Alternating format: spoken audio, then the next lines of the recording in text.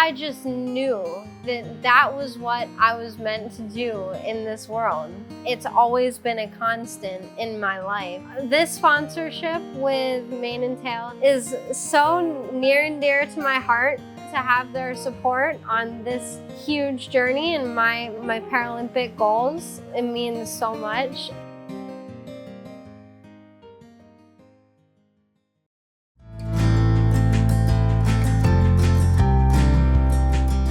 Hi everyone, I'm Frankie Terriot-Stutes, joined by Lynn Szymanski to interview Will Coleman, who sits down with us in this episode of Behind the Barn in our hot seat to have some fun and answer those burning questions we've been eagerly awaiting answers to. But before we dive in, if you've been somehow missing out on all the fun 3-day eventing has to offer the past couple of decades, we're going to highlight a few of this Virginia native's accolades. Among them, Will Coleman, the only U.S. rider in high performance right now to be named every single year since he was 18 years of age, and he's not as young as he looks, folks, so that's in itself a notable achievement. The winner of last year's Cosequin 4-star at Kentucky, the only American to ever win the highly coveted Aachen, a former young rider gold medalist, and a man who has won more horse shows than me and my friend Lynn Szymanski can possibly count. He comes into Kentucky fresh off a 1-2 finish with his mounts at the Aiken Showcase a few weeks ago. And just like that, thinking about Defender Kentucky, I'm getting pretty excited over here. But without further ado, thanks to our friends at Mane and Tail, who not only assure the horses at this year's event will be looking their best with shiny coats, manes, and tails, but also thanks to their human care line that I actually used in preparation for this episode for my dreadlocks here to prevent them from being on camera. But seriously, if you've never tried their products, you should definitely do that, both horse and human. It's time to fire away on Behind the Barn with Will Coleman. Will, thanks for joining us. I'm nervous. You should be very nervous. I mean, you never know what's coming from the two of us. But I'm going to let Lynn strike first, since after all, you've been teammates in the past for Team USA, which I feel like indirectly gives Lynn a little bit of a right to ask the hard questions. So Lynn, you go ahead. Okay. This is going to start you out with a tough one here. William Coleman III. It's a beautiful name. You have a son. His name is West. Explain to us why we don't have a William Coleman IV. And explain to us how dinner on Thanksgiving works if everyone's calling Will. Is it like everyone turns around? Because it's like, Mom, tell us a little bit about your name and your lineage. My parents are incredible people, but really no creativity with the names. So my brothers, they were just unbelievably lazy when naming us. We were William, Robert, and John. I don't think you could get 3 more boring names than that. But it's not that busy because it's just me and my dad now. My grandfather passed away a long time ago. He was the first, the original, the senior. So it's just me and Pops. And yeah, I guess, I was William for a long time. And then I graduated to Will only recently. So now and Dad, with all our grandkids, or all our kids, so his grandkids, he now has the grandpa name Pops. So there's not actually that many. I'm the only Will, really, that's left. So it's not that confusing. Before Katie married you, though, was it like, by the way, we will not be having a fourth? Should I have a boy? I didn't want to name a fourth either. I feel like a fourth is that's too many, Plus, it's like a really weird Roman numeral. It didn't speak to me. And we really liked the name West, and it's a family name, actually. It goes back long ways back on my mom's side. So, anyways, not the most hilarious answer, but. Are your siblings older? Younger. I'm the oldest. Okay, so they gave it to you first. Okay, well, now that we've cleared that up, we want to know, so now that you've, been around for a little while, been the third for a bit, what advice would you have for your younger self in the sport, knowing what you know now? Oh, man. A lot of advice.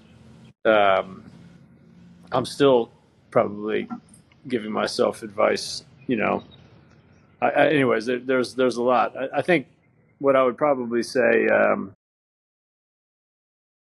I wish I had gone and spent a little time maybe overseas as a like early professional or young professional. Wish I'd done that for an extended period of time. I was over there competing a fair bit, but was never there for like a real stint. And looking back, I wish I had done that. Only I think it would have been beneficial to be around another kind of top program in another country for a while.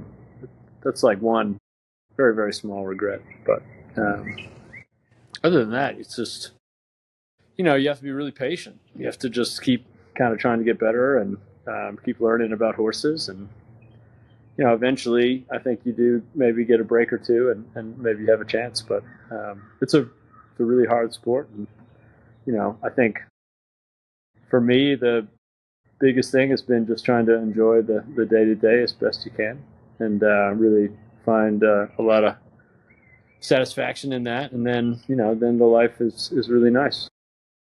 And for you, the day-to-day, I mean, what does it look like? Obviously, your wife, Katie, is such an integral part of your program, but, what is that like for you guys? You have 2 little kids, and so, what would a typical day be like, kind of not at a competition? It's madness, really. I mean, it's we're both very motivated individuals. So we go to the gym. We alternate days, but I get up really early to go. I go at like 5 a.m. 3 days a week, and our kids wake up about 6:30 for lucky, and then they're running around, making lunches, getting them organized for school. The house is just, every minute they're awake, just gradually descending more and more into just absolute chaos. And then I leave for the barn, and Katie sort of left holding this hand grenade of our family. And then she takes the kids to school, and I start riding or teaching or whatever. And she comes back, and she starts riding or teaching or whatever. And we pretty much do that all day until about now. Listening to all that, I'm just thinking it's like one of those movies of choose your own adventure. And I'm wondering what your story would be if you had not ever met Katie, because that's a pretty important part on tying all that together. Yeah. It'd be, I don't even want to think about it, if I'm being honest. I don't know. I think it would be, would it be, she definitely makes me a better man, better, person, better horse person.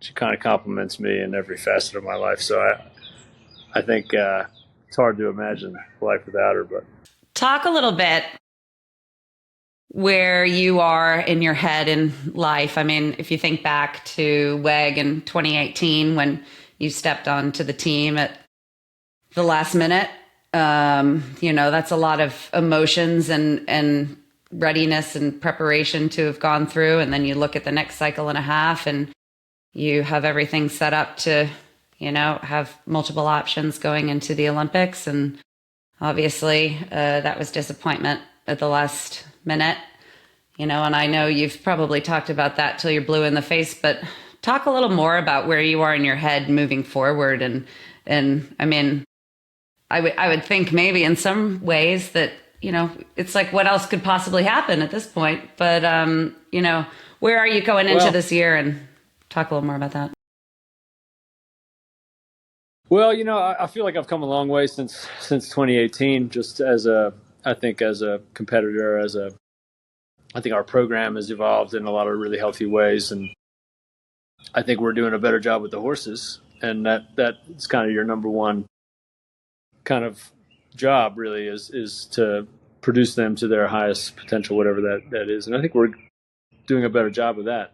But, as far as like last year, I'm not thinking about last year at all. Circumstances were difficult. I mean, there was a really just an almost impossible to fathom situation. More than anything, I just feel bad for all my supporters and the people who have put so much into me and our horses and our program, our staff, all the sports science people around me, my coaches, my family. All those people sacrifice a great deal to get you into that position, and then for it to come off or not come off in such a dramatic fashion, it's just that their disappointment adds a lot of weight to sort of what you feel. But I'm lucky that all those people are just really, really high caliber human beings, and there was a certain amount of time where kind of everybody was a little bit down and maybe disappointed, but every single one of them was ready to look towards the next thing, and that's what we've done. And I think looking ahead to the next 2, 4, 6 years, actually I feel like I have a lot of work to do. I'm not in a great position with horses. I actually feel like I'm a little bit behind where I'd like to be. So coming into Kentucky, I mean, you've been to Kentucky so many times, but for so many people, it's the pinnacle of what they're aiming for, right? And just to get to go there and compete, and there's so many nerves and so many things that come along with it. So yourself having been there so many times now, if you could give advice to a first timer about, coming into their first Kentucky, what would you tell them knowing that what you know now? I mean, it's the same sport that you do, at whatever, wherever you are coming from, wherever your home base is, wherever you did your prep events, it's still eventing. And so it's not like you're going to some totally new thing, totally new type of competition. I think for me, the biggest thing that I always tried to tell myself when I was at the big events is like, this is what you've been working for, you to enjoy. You're not there to necessarily prove yourself. You're there to improve.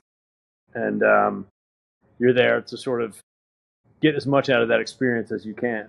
And I always really relished the opportunities to go to events like Kentucky or Burley or Aachen or something like that, because that was what, where you want to sort of challenge yourself and see, kind of where you're at. Going into that a little bit more, why don't you talk to us and the audience a little more about what your strategy is on cross country day?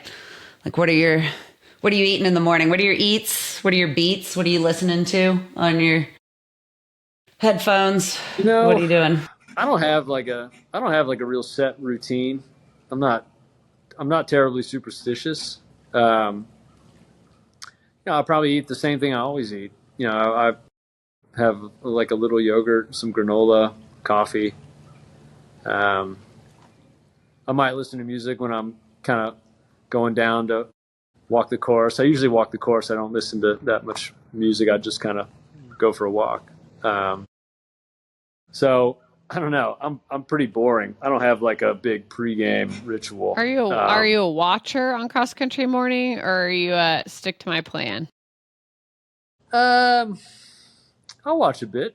I mean, it depends on when you go and kind of what you're able to watch, who's going. If I'm curious about something, I might watch a few people through that combination or through whatever it is that I'm kind of trying to get a sense of. But sometimes you have an opportunity to watch and sometimes you don't.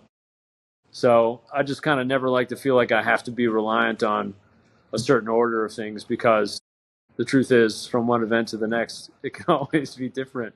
So you kind of have to just, whatever the situation is, you have to sort of be able to find, a groove and find a rhythm in that. And so I don't have like a set routine.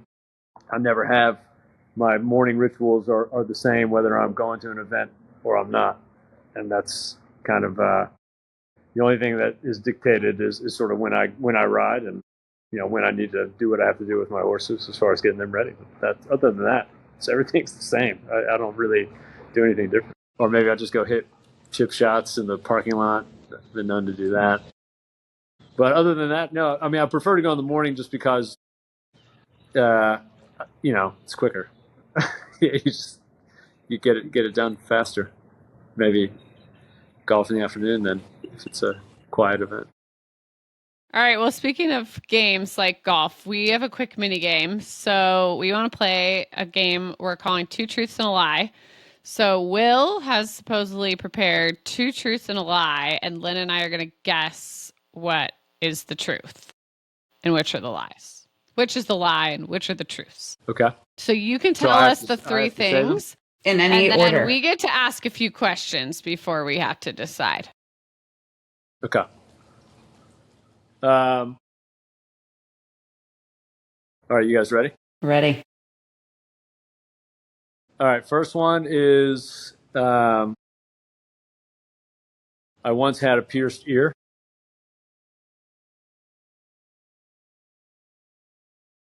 Second one is I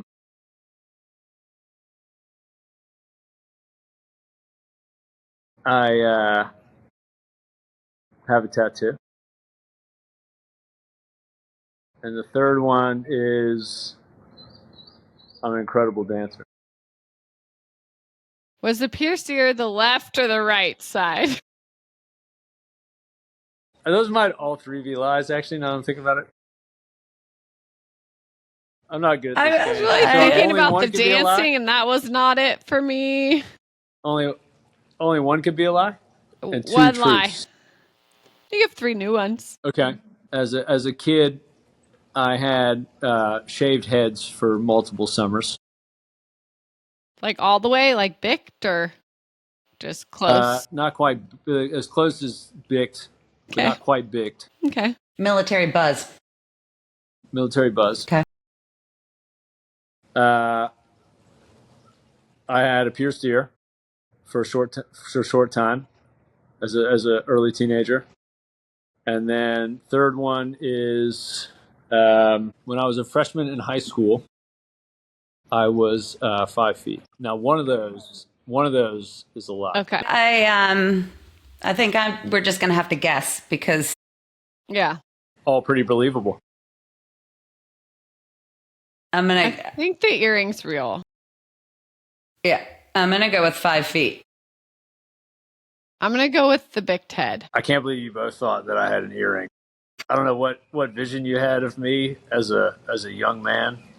You know what? But I don't know if you know my father, but the thought of having an earring in his house, there's just no way. Okay, well, when you first brought the first round out, that was going to be my lie, but then you brought it back in so many times that I decided I believed it.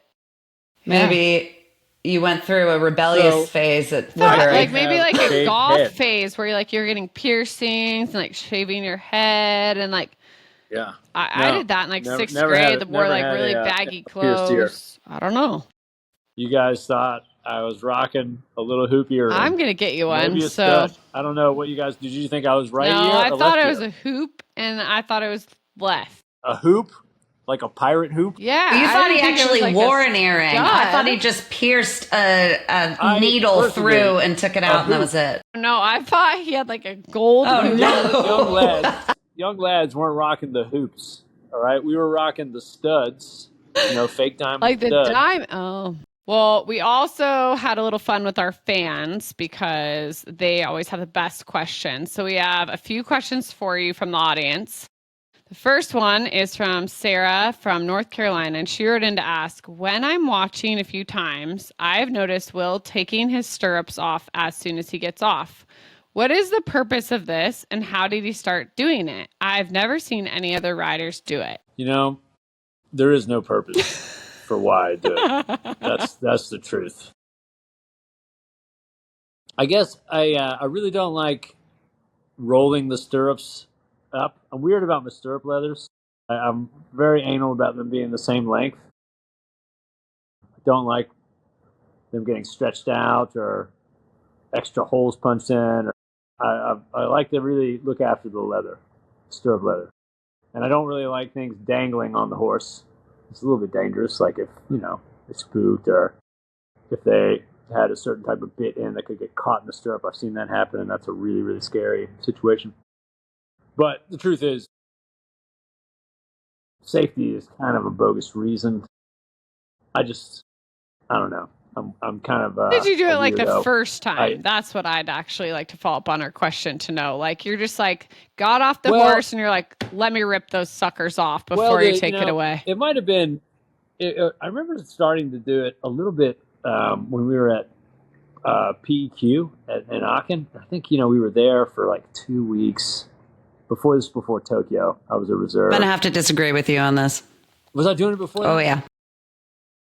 How fun! I remember it at Aachen very vividly, but you say before that? Yeah, I remember you doing it on fish when you would be taking the saddle off and putting the saddle back on or trying another one. I remember you taking stirrups off then.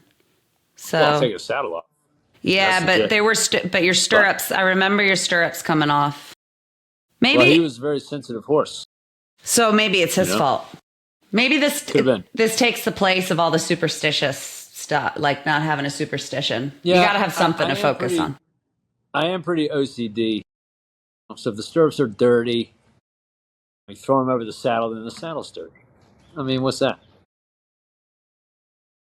I'm preventing more things to be cleaned. So in a lot of ways, grooms should be thankful. It's for your girls. I'm just being hyper efficient. Yeah, really. It's nice. It's very thoughtful. So, to answer Sarah from North Carolina's question, I don't have a good reason, but I can't stop doing it. Suzanne from West Virginia writes, I've noticed in many photos, Will wears 2 shirts sometimes. How do riders decide if they want long sleeves or short sleeves cross country? Do they usually wear the same shirt? Is it weather dependent? Do riders with a couple of horses change outfits in between? Because I seem to perspirate heavily. Hold on. I'd like to pause right there because this is so amazing, this question, because he's wearing 2 shirts right now on here with us. So this is just something you wake up in the morning and you're like, Katie, I'm sorry about the excessive laundry, but I'm a 2-shirt guy. Well, hey, I don't know if I mentioned this, but this guy in the laundry department. Oh, you're the guy. I carry housekeeping. I carry a lot of a lot of freight. Okay, house carry my weight. In this That's house. Fair. Right now, I don't want to say it's equal weight, but there's a considerable amount of weight that I do try to carry. So the 2 shirts thing, I don't know, man. I got kind of weirded out by how much I'm in the sun all the time. We did poke a little fun at you last year on Behind the Barn about your sunscreen, and all your peers demonstrated how you applied it. They mentioned you like sit in a bathtub and like lather, all the things. But I have to say, since then, like the amount of zinc has gone down and we're using maybe like more translucent sunscreen. I'm a fan of it, but I just have to call it out. I'm still slapping it on there with the same aggression. Same brand. Okay. Now maybe the formula's changed. I don't know. So I think what we've learned here is that you do a majority of the housework. You are a heavy load. A heavy load. I do a majority of the housework. I would say I would do a fair share. A fair share. That's a nice term. Fair share. Okay. Hard to define, but sounds good. Well, before we leave you here, talk a little bit to the audience about what you're thinking just in the emotional side of it when you're doing your final prep. If you're going down the ramp before your dressage test, you're going down the ramp, going into the show jumping, like what's going on in your head there? Yeah, like so many people will never get to feel that feeling. So like emotionally walk us through like how that is and what you try to make yourself feel. Honestly, hopefully if I'm in the right place, there's like not a whole lot going on in my head at all. I'm just riding my horse like I do every day, and I'm not thinking about anything. I know my test, that part is, I have my plan for how I'm writing the test. That's sort of, it should be sort of, it's in there. And you're just kind of going in there and you're letting it happen. And I think I ride my best when I feel kind of in my head, like fairly blank, just almost like I'm there, but I'm not there, if that makes sense. And, when you get to a place with a horse and with sort of your work that you've done with a horse, that you can just go to the competition arena and you can just sort of just feel like you're just letting it happen. That's I think, well, at least what most athletes hope for, right? That flow state, right? When I'm going down the ramp, I don't want to be thinking about anything. Like I said, if I'm in the right place and my horse is in the right place, then we're just doing what we do every day. It's no different. And to spin off on that, if you're at a local horse trial in a dressage test, you ever find yourself thinking about like what you're going to make for dinner or spacing out, or you're pretty good at staying like that even on the ones that aren't that important? I think, it's funny, like actually that's something I've been sort of thinking about a little bit, is how do I maintain or continue to develop an optimal state of focus when the challenge is not that demanding. And, the truth is, like, I think I try to take producing the horses pretty seriously. And so I have a responsibility to that horse to have like a clear intention with what I'm trying to do with them on that test or that movement or that day or that jump round or that cross-country course. And I try to really focus on whatever that intention is. And that sometimes is a little bit more gratifying than focusing on just the result or, just kind of getting it done. That makes it a little bit more fulfilling if you feel like you executed on whatever that intention was. That's sort of how I do it or that's at least what I try to do. I'm not always successful because I think it is hard when, some of us, like all of you guys, have been riding so many years, you go and do a training level or, something that's a little bit a lower level, and you have to find ways to make that engaging for your brain and for your skills. And I think, and not just get casual, right? Sometimes I think the hardest thing is to battle getting casual, because no matter how good you are, how good your horse is, when you go to a 5-star, there's not one stride out there that you can be casual. And that's 11 and a half minutes of not being casual. That's a long time, right? That level of focus is, I think that's underappreciated in how difficult our sport is. So you have to develop that mental stamina.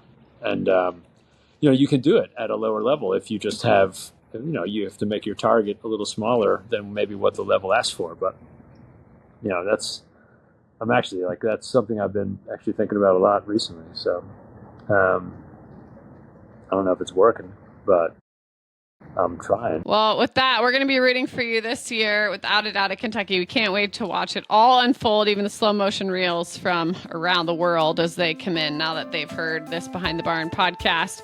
For our viewers, don't forget to send in your questions for our riders on the upcoming episodes of Behind the Barn, where you get to ask questions like we asked Will on your behalf today. You can do that via email at info@athletics.com. Huge thanks to our friends one more time at Mane & Tail for sponsoring this episode of Behind the Barn, as well as, of course, Will Coleman III for joining us. And I'm Frank Terry Stutz on behalf of myself and my co-host, Lynn Szymanski. Thanks for watching. We'll see you guys soon on another episode of Behind the Barn 2025.